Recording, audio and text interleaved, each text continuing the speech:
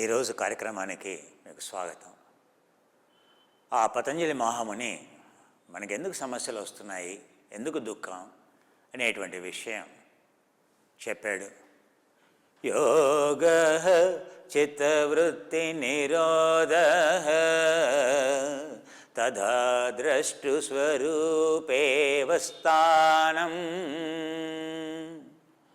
అకుశలమైనటువంటి చిత్తాలే గనక లేకపోతే, అంటే బ్యాడ్ మెమరీస్ ఏవైతే ఉంటాయో అవి తీసివేస్తే మన శరీరం, మన మనసు అనేది ఆనందానికి నిలవవుతుంది. అప్పుడు మన నిండుగా కనుక ఉన్నట్టయితే అప్పుడు మన ఆనందం గురించి బయట వెతుక్కోవాల్సిన అవసరం లేదని చెబుతున్నాడు. వృత్తి స్వారూప్యమితరత్ర,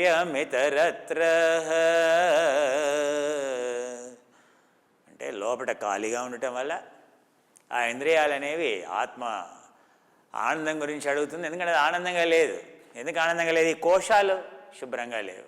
మీ ఇంట్లో మీరు ఎందుకు మీకు అనారోగ్యంగా ఉంది అని అంటే ఇంట్లో శుభ్రం లేదు. ఇంట్లో ఏం శుభ్రం లేదా అని అంటే సో ఫ్లోర్ శుభ్రంగా లేదు, ఇంట్లో అంతా ఎక్కడ చూసినా, అవునా? సో ఏది కాప్ వెబ్స్ ఉన్నాయి, ఎక్కడ చూసినా బూజు పట్టింది, ఎక్కడ చూసినా అలా ఉంది, ఇంట్లో ఎక్కడ చూసినా ఏది అశుభ్రత ఉంది. సో అలాంటి ఇంట్లో ఏంటి అని అంటే అందరూ ఆరోగ్యంగా ఉంటారండి. సో ఆరోగ్యంగా ఉంటారు. అందులో దోమలు వస్తున్నాయి, ఆ తర్వాత ఈగలు ఉన్నాయి, అక్కడ ఎవరు క్లీన్ చేయలేదు, అందుకని ఎక్కడ చూసినా కూడా దోమలు వాడుతున్నాయి, ఈగలు ఉన్నాయండి. సో ఆ ఇంట్లో ఉండే వాళ్ళు ఎలా ఉంటారండి? సో తాగేటువంటి నీళ్ళు సరిగ్గా లేవు ఆ ఇంట్లో, అవునా? ఏదో దొరికిన నీళ్ళు తాగుతున్నారు. ఆ తర్వాత తినేటువంటి ఆహారం ఏదో లేదు. సో పాచికూర తింటున్నారో లేకపోతే ఏదో తింటున్నాం. సో అటువంటిప్పుడు ఆ ఇంట్లో ఉండేటువంటి మనుషులు ఎలా ఉంటారండి?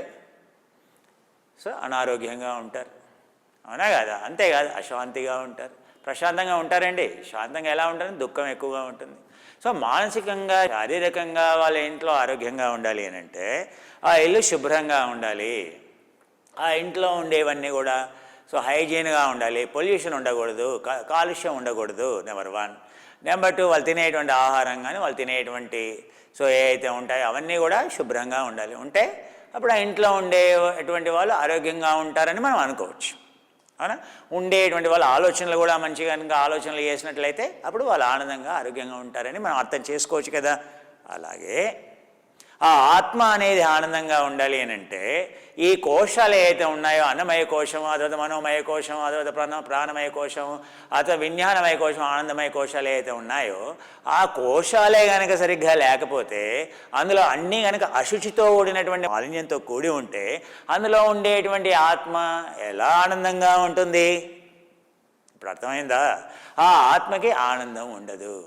ఒక యోగి ఏంటి, ఉదయం నుండి రాత్రి వరకు అతని జీవితం అనేది శాస్త్రీయంగా, ధర్మం ప్రకారంగా నడుచుకుంటాడు. అంటే ఏంటి? ప్రతీది కూడా శాస్త్ర ప్రకారంగా, సైంటిఫిక్గా ఉంటుంది. ప్రతీది కూడా శాస్త్రీయంగా ఉంటుంది. శాస్త్రీయంగా ఉండటం వల్ల అతనికి అనారోగ్యం చేయదు, అతనికి దుఃఖం లేదు. అతని ఆలోచనలు కానీ, అతని యొక్క శ్వాస కానీ, అతను తినేటువంటి ఆహారం కానీ, అతని యొక్క ఆహార విహార వ్యవహారం ఏదైతే ఉన్నాయో అవన్నీ కూడా శాస్త్రం ప్రకారంగా ఉన్నాయని అర్థం. అప్పుడే యోగి అని అంటాం. యోగి అంటే ఏంటి? సైంటిస్ట్ అని అర్థం. Saint is nothing but scientist. So అలాంటిది మన పూర్వకాలంలో ఇవన్నీ కూడా మనకి ఇచ్చారు. ఎందుకు చెప్తున్నానంటే ఈ శరీరం గురించినటువంటి ప్రమాణం కూడా ముఖ్యం. ఏదో ఒకరోజు సడన్గా వ్యాధి రాలేదు, ఏదో ఒకరోజు సడన్గా డయాబెటీస్ రాదు, ఏదో ఒకరోజు సడన్గా బ్లడ్ ప్రెషర్ రాదు. అది రావడానికి కొన్ని ఏళ్ళు పట్టింది. ఆ విషయం మీరు గ్రహించాలి. ఒక క్యాన్సర్ రావడానికి కనీసం ఒక 4 సంవత్సరాల ముందు నుండే స్టోరీ మొదలైంది. ఈవెన్ స్టేజ్ 1 క్యాన్సర్ రావడానికి 4 సంవత్సరాల ముందు నుండే మొదలైంది. హైపాక్సియా కండిషన్ ఏదైతే అంటాం, కంటిన్యూస్ ఎసిడిటీ ఏదైతే అంటాం, అది ఎప్పుడో 4 సంవత్సరాల క్రితమే మొదలైంది. సో అంటే 4 సంవత్సరాలు మన శరీరంలో మనం చెక్ చేసుకోలేకపోతున్నాం. ఎందుకని? ఆ స్టాండర్డ్స్ మనం ఫాలో కాకపోవడం వల్ల. సో అది చెక్ చేసుకునేసరికి ఏమైంది? లేట్ అయిపోయింది. ఆల్రెడీ స్టేజ్ 1 అని చెప్తాడు డాక్టర్, స్టేజ్ 2 అని చెప్తాడు, స్టేజ్ 3 అని చెప్తాడు, స్టేజ్ 4 అని చెప్పేస్తాడు, అవునా? సో అందుకే స్టాండర్డ్స్ కనుక తెలుసుకున్నట్లయితే, సో మనం చిన్నప్పటి నుండి మన స్టాండర్డ్ తెలుసుకున్నాం అనుకోండి, అప్పుడు మనం ఆరోగ్యంగా, ఆనందంగా ఉంటాం. ప్రతిదానికి స్టాండర్డ్ ఉంది. మీరు వాడే సోప్ దగ్గర నుంచి, మీరు వాడే షాంపూ దగ్గర నుంచి, మీరు వాడే టూత్పేస్ట్ దగ్గర నుంచి, మీరు వాడేటువంటి టూత్ బ్రష్ దగ్గర నుంచి, ఆ టూత్ బ్రష్ బ్రిస్టల్స్ దగ్గర నుంచి, టెక్నాలజీ, మీరు వాడే షేవింగ్ బ్రష్ దగ్గర నుండి, మీరు వాడే షేవింగ్ బ్రష్, అవునా? ప్రపంచంలో ఏం వాడతారు? బ్యాడ్జర్, బ్యాడ్జర్ బ్రష్ వాడతారు. అవునా, గుర్రం తోకతో వేసినటువంటి బ్రష్లు వాడితే అవి చాలా మోటుగా ఉంటాయి, అవి వేడి నీళ్ళు తగలగానే గరుకుగా అయిపోతాయి. సో మళ్ళీ సంవత్సరంలో అది పాడైపోతుంది. నైలాన్ బ్రష్లు ఉన్నాయి, పాలిస్టర్తో వేసినటువంటి నైలాన్ బ్రషెస్ వాడతాం. అది ఒకరోజు నీళ్ళు వేడిగా ఉన్నాయో లేవో రఫ్గా అయిపోతుంది, దానివల్ల నీ స్కిన్ అంతా దెబ్బతింటుంది. సో ప్రపంచంలో ఏం వాడతారు? బ్యాడ్జర్. ఆ బ్యాడ్జర్లో కూడా 3 క్వాలిటీస్ ఉంటాయి. సో సూపర్ బ్యాడ్జర్, సూపర్ అంటే సూపర్ అనే కాదు, సో సిల్వర్ లైన్ అంటాం. సో బ్యాడ్జర్ సిల్వర్ టిప్స్ అంటాం. సిల్వర్ టిప్స్ అనేది హైయెస్ట్ క్వాలిటీ ఏది షేవింగ్ బ్రష్కి ఉండేది. ఆ తర్వాత ఉండేది సూపర్, ఆ తర్వాత ఉండేది బెస్ట్, ఆ తర్వాత ఉండేది సూపర్. మరి నీకు షేవింగ్ బ్రష్ అందరం వాడుకుంటాం. ఆ షేవింగ్ బ్రష్, మరి షేవింగ్ బ్రష్ వెళ్తున్నాం కొనుక్కుంటున్నాం, ఆ చూస్తూనే ఉన్నాం, ఆ షేవింగ్ బ్రష్ తెచ్చుకుంటాం. 15 రోజులు వాడేమో లేదు, 1 month వాడేమో లేదు, అది గరుకుగా అయింది. ఆ గరుకుగా అయింది కూడా ఇదేంటిది శరీరమా ఇంకేమైనా? దాన్ని అలాగే రుద్దుతా. అదేం షూ పాలు, అదేమన్నా షూకి వేసుకునేటువంటి ఏది గుర్రంతో వేసినటువంటి తోకతో వేసినటువంటి ఆ వెంట్రుకలతో వేసినటువంటి బ్రష్ అనే షూకి రుద్దినట్టు నువ్వు దీన్ని కూడా అలా రుద్దుతానంటే ఇది ఉంటుందానే? దెబ్బతినదు, ఈ స్కిన్ దెబ్బతింటుంది. సో దానికి కూడా స్టాండర్డ్స్ ఉన్నాయి. నువ్వు నీ షూకి వేసుకునే బ్రష్ కూడా ఏ గుర్రం యొక్క క్వాలిటీ, అది దాని యొక్క హెయిర్ ఏ క్వాలిటీ చెప్పాను కదా. సో ఏ విధంగానైతే బ్యాడ్జర్ సిల్వర్ టిప్స్ వాడతావా, కనీసం బ్యాడ్జర్ నువ్వు సూపర్ వాడతావా, బ్యాడ్జర్ బెస్ట్ వాడతావా? సో అప్పుడు అది బ్రష్ ఫర్ లైఫ్ టైం అంటారు. జీవితకాలం ఒకసారి బ్రష్ కొనుక్కుంటే జీవితకాలం ఉంటుందని చెప్తున్నాడు. ప్రమాణం తెలుసుకుంటే మనల్ని ఎవరు మోసం చేయరు. నువ్వు వెళ్ళి షాప్లో అడిగావనుకో, నాకు 304L కావాలి, నాకు 316 టైటానియం కావాలి. నువ్వు గూగుల్లోకి వెళ్ళావు, అక్కడ 316 టైటానియం స్టీల్, అవునా. సో ప్లేట్స్ మ్యానుఫ్యాక్చరర్స్ అంటే ప్రపంచంలో ఎవరెవరు మ్యానుఫ్యాక్చర్ చేస్తున్నారో వచ్చేస్తుంది నీకు. అప్పుడు నీకు తెలుస్తుంది నీ పక్కవాడు ఎవరు ఎలా మనల్ని మోసం చేస్తున్నారు, ఎలాంటి మెటీరియల్స్ వాడుతున్నారు, మనం ఎక్కడ పొరపాటు పడుతున్నాం అనేటువంటి విషయం ఎప్పుడు తెలుస్తుంది? ప్రమాణం తెలుసుకున్నప్పుడు. అర్థమైందా అండి? సో మనకు అనారోగ్యానికి కారణం ఏంటి? ప్రమాణం తెలవకపోవడం. అదే పతంజలి చెప్తున్నాడు. ప్రమాణం ప్రత్యక్షానుమాన ఆగమ ప్రమాణాని. ఇప్పుడు నేను బ్యాడ్జర్ ఏది సిల్వర్ టిప్స్ షేవింగ్ బ్రష్ వాడాను కనుక నేను నీకు చెప్తున్నాను. ప్రత్యక్షంగా నేను చూశాను, అవునా, దాని యొక్క క్వాలిటీ ఏంటని చూశాను. అనుమాన దాని యొక్క శాస్త్రీయమైనటువంటి అవగాహన నాకు సైంటిఫిక్గా, సో దాని మీద బోలెడు పేపర్లే పబ్లిష్ అయిపోయి, అందుకని చూసాము. ప్రమాణం ఆగమం దానికి స్టాండర్డ్స్ ఉన్నాయి. సో ఇవన్నీ కనుక చూసుకున్నట్లయితే అప్పుడు మనం మోసపోం, అప్పుడు మన క్వాలిటీ పెరుగుతుంది, అవునా. సో ప్రతిదీ నువ్వు పెట్టుకునేటువంటి క్రీమ్ ఉంది, అవును, సన్ లోషన్ స్క్రీన్ పెట్టుకున్నావు, దాంట్లో ఉండేటువంటి ప్రమాణాలు ఏంటి, ప్రతిదానికి స్టాండర్డ్స్ ఉన్నాయి. ఇప్పుడు ఇందులో వాడేటువంటి షాంపూలో వాడేటువంటి హాని వేసేటువంటి కెమికల్స్ ఏంటి? పారాబెన్స్ అని అంటాం. సో ఉట్టి పారాబెన్సే కాదు, అలాంటి కెమికల్స్ చాలా ఉన్నాయి. అలాంటి లేని షాంపూ అని అంటాడు. నిజంగా అలాంటి లేని షాంపూ ఏమైనా కెమికల్స్ ఉన్నాయా అందులో? ఇలా చూసుకున్నాం అనుకోండి, అప్పుడు అన్నీ సరిగ్గా ఉంటాయి. సో అలాగే మన స్టాండర్డ్స్, శరీరం యొక్క స్టాండర్డ్స్, ఇలా ముందు ఎన్నో విషయాలు మనం నేర్చుకున్నాం. ఏది అది షూ బ్రషే కావచ్చు, అవునా, ఏ గుర్రం క్వాలిటీ, గుర్రం యొక్క తోక యొక్క వెంట్రుకలతో వేసినటువంటి, అది కూడా మంచి గుర్రం యొక్క వెంట్రుకలతో వేసినటువంటి, సో ఏది ఆ బ్రష్ పాలిష్ వాడితే అప్పుడు మీరు ఒకసారి ఆ వ్యాక్స్ పెట్టేసిన తర్వాత దాన్ని మీరు పైన వేస్తే మెరుస్తుంది షూ, అవునా. సో ఆ విధంగా ప్రతి దగ్గర కూడా ఒక టెక్నాలజీ అనేది ఉంది, స్టాండర్డ్స్ అనేవి ఉన్నాయి. సో ఎందుకనంటే మన శరీరానికి సంబంధించినటువంటి స్టాండర్డ్స్ మనకు తెలియకపోవడం వల్లనే వ్యాధులు వస్తున్నాయి. ఎప్పుడు మెటబాలిక్ డిజార్డర్ ఎప్పుడు వచ్చింది, డయాబెటీస్ ఎప్పుడు వచ్చింది, మనం ఎన్నో సూచనల్ని మనం గమనించట్లేదు, టూ లేట్, అవునా. సో అంతా కాలిన తర్వాత ఆకులు పట్టుకున్నట్టుగా ఉంటుంది మన వ్యవహారం. అందుకే సో కాళ్ళకు ముందుకే, అవునా, మనం జాగ్రత్తగా ఉండాలి. సో అందుకే ఈ యొక్క ప్రమాణాల గురించి నేను ఎందుకు చెప్తున్నానంటే, ఆ యోగా అంటేనే ప్రమాణాలు. ఆ ప్రమాణాలు లేకపోవడం విపర్యం అంటే సార్ నాకు ఫలానాది నచ్చింది, ఎందుకు నచ్చింది? సైంటిఫిక్గా నువ్వు చెప్పలేవనుకో, నీ పర్సెప్షన్ మీద నేను మోసం చేసేసాడు. అందరూ కూడా ఇది చాలా బాగుంటుంది, పలానా దగ్గర నుంచి వచ్చింది పలానా అని అలా చెప్పి నీకు అమ్మేస్తున్నారయ్యా. నీకు ఎందుకని? నీకు ప్రమాణం తెలియకపోవడం వల్ల విపర్యం అంటాం. వస్తువు ఉంది కానీ దాని గురించి నాలెడ్జ్ లేదు నీకు, దానివల్ల నువ్వు మోసం. మిథ్యాజ్ఞానం ప్రతిష్టాయాం విపర్యాయాం. అంటే ఏంటి, ఎవరో వచ్చి చెప్తున్నాడు, అయ్యో ఈ ప్రోడక్ట్ వాడు లావు తగ్గుతావని చెప్తున్నాడు, ఈ ప్రోడక్ట్ వాడు ఇలా అవుతుందని చెప్తున్నాడు, ఓ ఇది వాడు ఎవరో దీని మీద నిలబడి నువ్వు వెయిట్ తగ్గుతావని చెప్తున్నాడు. నువ్వు దాని వెనకాల ఉండేటువంటి స్టాండర్డ్ తెలియకుండా నువ్వు కొనుక్కోవడం వల్ల దానివల్ల హాని కూడా జరగవచ్చు. సో వస్తువు ఉంది కానీ దాని ప్రమాణం తెలుసుకోకపోవడం వల్ల విపర్యం, మిథ్యాజ్ఞానం ప్రతి దగ్గర మన లోపట ఎందుకు ఆయన చెప్తున్నాడు కదా కరెక్టేలే అని అనుకుంటాం. అక్కడే మనము సత్యం వదిష్యామి ఋతం వదిష్యామి, ప్రతిదీ వ్యాలిడేట్ చేసుకోవాలి ప్రమాణం. సో ప్రతిదీ కూడా ట్రూత్ ఏమిటి అనేది నువ్వు వెరిఫై చేసుకోవాలి. అది మన యొక్క సైంటిఫిక్ లెర్నింగ్. ఈ రెండు ఋతం వదిష్యామి సత్యం వదిష్యామి. ఋతం అంటే శబ్దం అని ఎటువంటిదే కాదు, ఋతం అంటే రుజువు, ప్రమాణం, వెరిఫికేషన్, వ్యాలిడేషన్, ఎవాల్యుయేషన్. సో సత్యం వదిష్యామి. అలాగే మన శరీరం గురించినటువంటి స్టాండర్డ్స్ ఏవైతే ఉంటాయో ఆ స్టాండర్డ్స్ ఈరోజు సో వయసు 2 నెలల నుంచి 6 సంవత్సరాల వయసులో ఉండేటువంటి, సో 8 సంవత్సరాల వరకు స్త్రీలైనా పురుషులైనా ఆడపిల్లలైనా మగపిల్లలైనా 8 సంవత్సరాల వయసుకి స్టాండర్డ్స్ ఒకటే. ఆ తర్వాత ఎప్పుడైతే వాళ్ళు కౌమారంలో మెన్స్ట్రస్ సైకిల్ ఎప్పుడైతే మొదలవుతుందో, సెకండరీ సెక్షువల్ క్యారెక్టరిస్టిక్స్ ఎప్పుడైతే అవుతాయో, మ్యాచ్యూరిటీ ఎప్పుడైతే వస్తుందో అక్కడ నుండి తేడా మొదలవుతుంది. ఏది పురుషులకి స్త్రీలకి తేడా మొదలవుతుంది. సో చిన్నప్పటి నుండే మనం కొన్ని విషయాలు చూసుకోవాలి.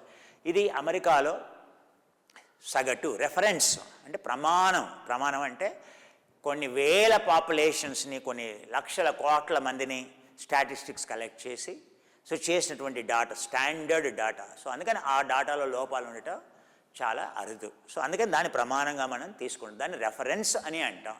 సో దీని మీడియన్, సో సగటు, సో మన యొక్క బరువు సూచిక, సో సగటు శరీర బరువు సూచిక, median body mass index, BMI index అని అంటాం. సో ఈ బిఎంఐ ఇండెక్స్ అనేది మీ ఎత్తుని బట్టి మీ బరువును బట్టి సో దాన్ని క్యాలిక్యులేట్ చేస్తారు. సో అది మీరు నెట్లో చూసుకోవచ్చు. సో ఇక్కడ స్టాండర్డ్ వాల్యూస్ ఇచ్చాను, అందుకే మీరు పెద్దగా 2 నుంచి 6 నెలల మధ్యలో ఇది ఇంపార్టెంట్ కాదు. ఏమి ఇంపార్టెంట్ అంటే వాళ్ళ హైట్.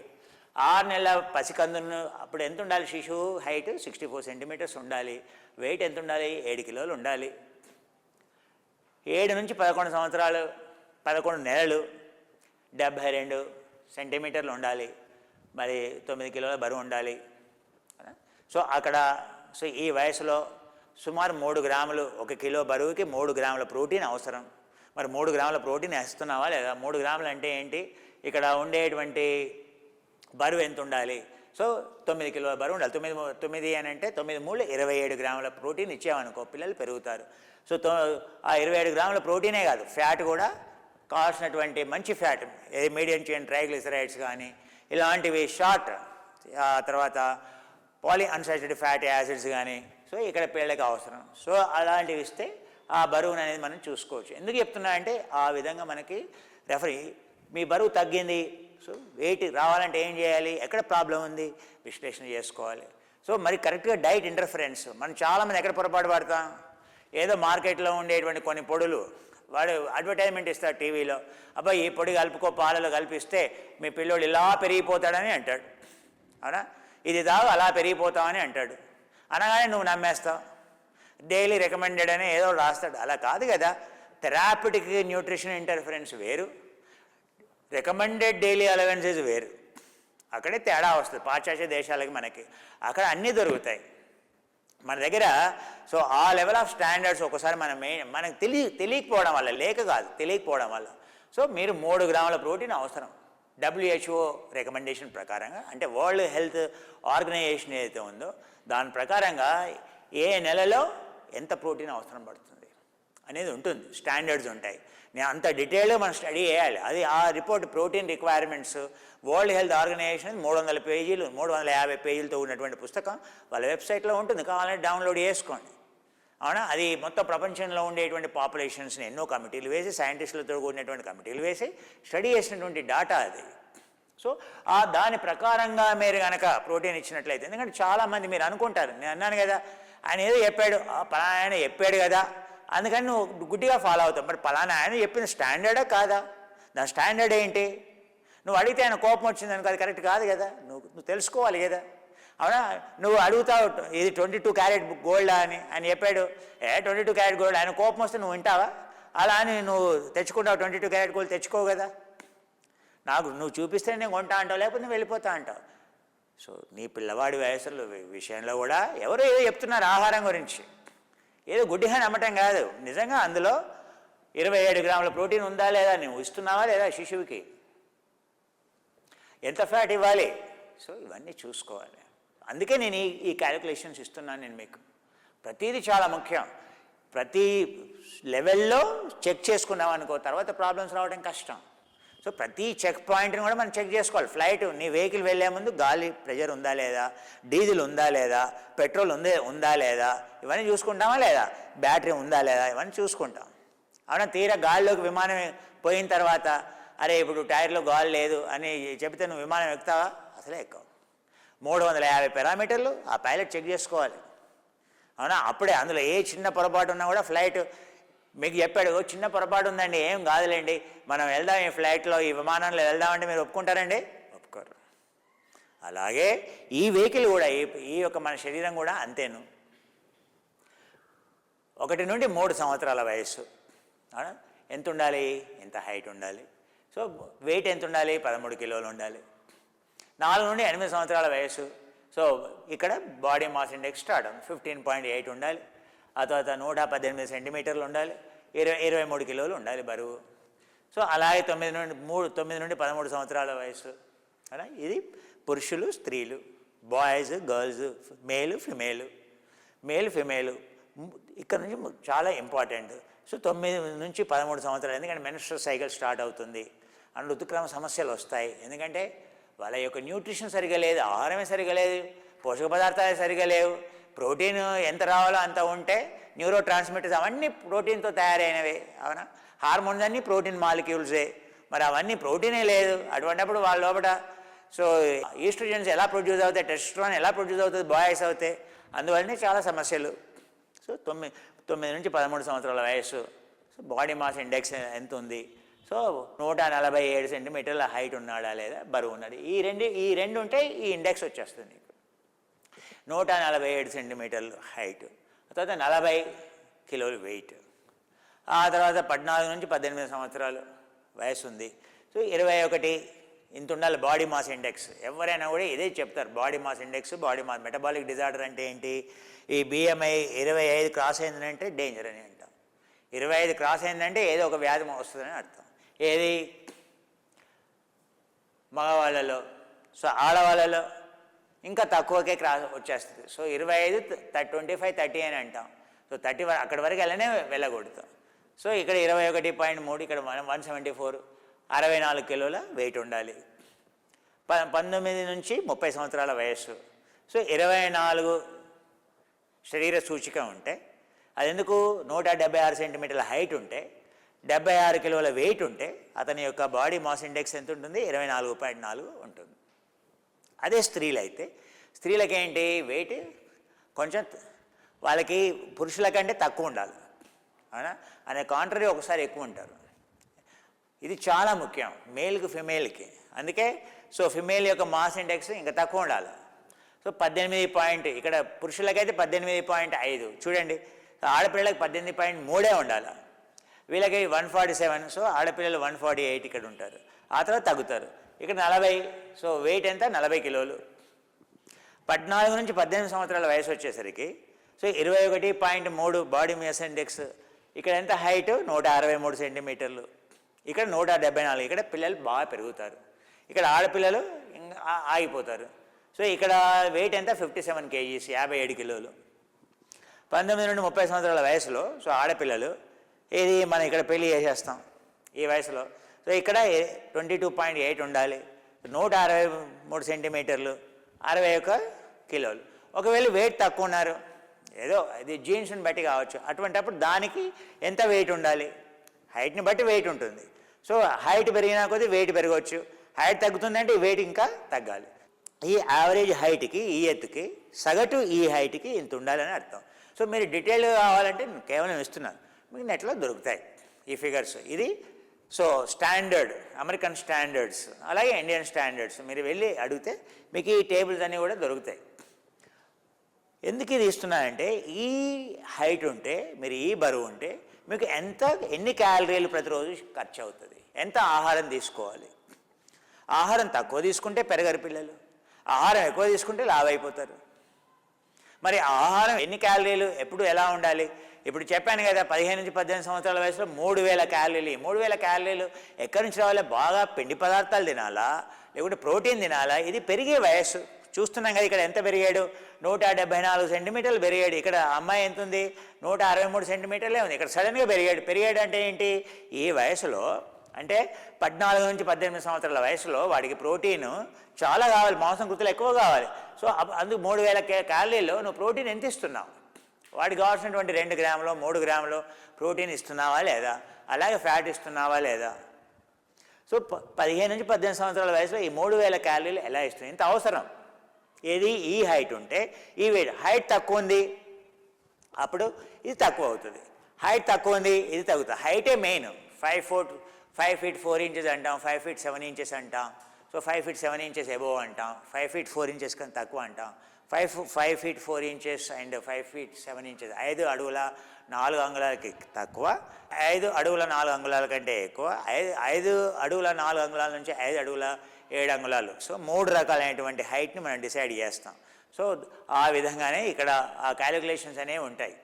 ఇక్కడ సగటు ఇస్తున్నాం మనం. 19 సంవత్సరాల నుంచి 24 సంవత్సరాల వయసులో వాళ్ళకి ఎంత తగ్గింది చూసారా? ఇక్కడ 2900 క్యాలరీలు ఖర్చు అయ్యే శక్తి. డైలీ ఎంత ఖర్చు అవుతుంది వాళ్ళకి? 2900.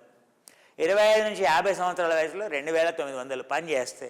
సో సగటు మామూలుగా పని చేసేటువంటి మొత్తం అమెరికాలో సగటుగా యావరేజ్ పని చేయనివాడు, పని చేసేవాడు, బాగా కష్టపడేవాడు అందరిది కలిపితే ఇంత వచ్చిందని అర్థం. మనం ఎలా క్యాలిక్యులేట్ చేయాలో మీకు ఆల్రెడీ చెప్పాను. కానీ ప్రాబ్లం ఎక్కడ వస్తుందంటే, సో మనం దీని ప్రకారంగా నడుచుకుంటున్నామా లేదా? సో అదే 51 సంవత్సరాలు దాటింది చూసావా, 2300 క్యాలరీలే సరిపోతుంది. అంటే 50 సంవత్సరాల తర్వాత నీ ఆహారం 600 క్యాలరీలు తగ్గిపోయింది ఆ హైట్కి, ఆ వెయిట్కి. ఎందుకంటే మెటబాలిజం తగ్గింది. సో మెటబాలిజాన్ని బట్టి సో ఇక్కడ నుంచి 18 సంవత్సరాల తర్వాత మెటబాలిజం తగ్గుతోంది. అలాగే ఆడపిల్లల్లో, సో ఆడపిల్లల్లో 15 సంవత్సరాల నుంచి 50 సంవత్సరాల వరకు 2200 కిలో క్యాలరీలే. వాళ్ళు మేము మగపిల్లల్లో ఎక్కువ తింటామంటే ఎంత తేడా ఉందో చూసారా? ఇక్కడ 3000 క్యాలరీలు అయితే అమ్మాయికి 2200 క్యాలరీలు, 800 క్యాలరీలు తేడా ఉంది. సో ఈ అబ్బాయి 2900 క్యాలరీలు తీసుకుంటే ఇక్కడ 2200 క్యాలరీలే ఆడపిల్లకి. సో 50 సంవత్సరాలు దాటామంటే 1900 క్యాలరీలే అమ్మాయికి, ఆడవాళ్ళకి. అందుకే మనం ఎక్కువ తిన్నామనుకోండి సమస్యలు వస్తాయి. సో మీ హైట్ని బట్టి, మీ వెయిట్ని బట్టి మీకు ఎన్ని క్యాలరీలు అవసరం, ఎలా క్యాలిక్యులేట్ చేసుకోవాలో మీకు ఈక్వేషన్ ఆల్రెడీ ఇచ్చాను నేను, అవునా? సో బెనెడిక్ట్ హ్యారిస్ ఈక్వేషన్ అనేది ఇచ్చాను. ఆ తర్వాత సో మీకు ఇంకో ఫార్ములా ఇచ్చాను. ఆ ఫార్ములాని బట్టి మీరు క్యాలిక్యులేట్ చేసుకోవచ్చు. కానీ ప్రిసైజ్గా ఎందుకు ఇస్తున్నానంటే మీ వయసుని బట్టి మారుతూ ఉంటుంది. ఇలా రెడీమేడ్గా మీకు దొరుకుతాయి డాటా, స్టాండర్డ్ డాటా. సో దీన్ని బట్టి మనం ఇలా క్యాలిక్యులేట్ చేసుకుంటే మనం ఎన్ని క్యాలరీలు, ఆ క్యాలరీస్ని ఈ వయసుని బట్టి ఎంత రిక్వైర్మెంటో దాన్ని బట్టి మనం క్యాలిక్యులేట్ చేసుకోవచ్చు. ఆహారానికి ఇవన్నీ పనికి వస్తాయి. సో మనం వయసుని బట్టి గ్రోత్ ఉండాలంటే ఎలాంటి ఆహారం తీసుకోవాలి, ఏ వయసులో ఎంత ప్రోటీన్ ఉండాలి, అలాగే మనకుండే వ్యాధిని బట్టి, ఫర్ ఎగ్జాంపుల్ డయాబెటీస్ ఉంది, డయాబెటీస్లో ప్రోటీన్ ద్వారా ఎంత తీసుకోవాలి, ఫ్యాట్ ద్వారా ఎంత తీసుకోవాలి, కార్బోహైడ్రేట్ ద్వారా ఎంత తీసుకోవాలి. అలాగే గుండె జబ్బులు ఉన్నాయి, ఊబకాయం ఉంది, అలాంటప్పుడు ఎలాంటి ఆహారం తీసుకోవాలనేటువంటి విషయం మనకి ఈ కిలో క్యాలరీలు అంటే ఖర్చు అయ్యేటువంటి శక్తి అయితే ఉంటాయో అవన్నీ మనకు సరిగ్గా అర్థం కావాలి. మనకు ఎంత అవసరం, మనం ఎంత అంత తీసుకుంటున్నామా లేదా, అందుకంటే ఎక్కువ తీసుకుంటున్నామా, అందుకంటే తక్కువ తీసుకుంటున్నామా అనేటువంటి విషయం అర్థం కావడానికి మనం ఇది ఇవన్నీ check points. Time to time వయసుని బట్టి మీరు చెక్ చేసుకోవాలి. సో ఈ విధంగా మనం చెక్ చేసుకున్న తర్వాత నెక్స్ట్ క్యాలరీస్కి మనం క్యాలిక్యులేషన్కి వెళ్ళొచ్చు మనం. సో ఇప్పుడు మన ఆహారంలో సో మనం ఒక స్టాండర్డ్ తీసుకొని 1500 కిలో క్యాలరీలు అని అనుకున్నాం మనం. ఏదైతే బేసల్ ఎనర్జీ ఎక్స్పెండిచర్ ఏదైతే ఉందో, అంటే మనం ఏమీ పని చేయకుండా రిలాక్స్డ్ స్టేట్లో కనుక ఉన్నట్టయితే మనకి ఎన్ని క్యాలరీలు ఎనర్జీ.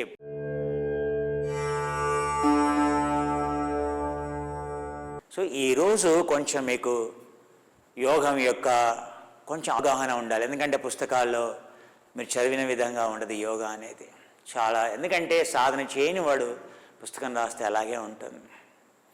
సో అందుకనే స్టాండర్డ్ బుక్స్ అంటే ప్రమాణం. అందుకే పతంజలి చెప్తున్నాడు ప్రత్యక్షానుమాన ఆగమ ప్రమాణాని.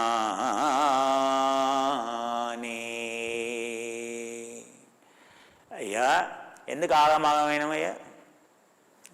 ఎందుకు నీకు రోగం వచ్చిందయ్యా? ఎందుకు వ్యాధులు వచ్చాయ్యా? ఎందుకు దుఃఖం వచ్చిందయ్యా?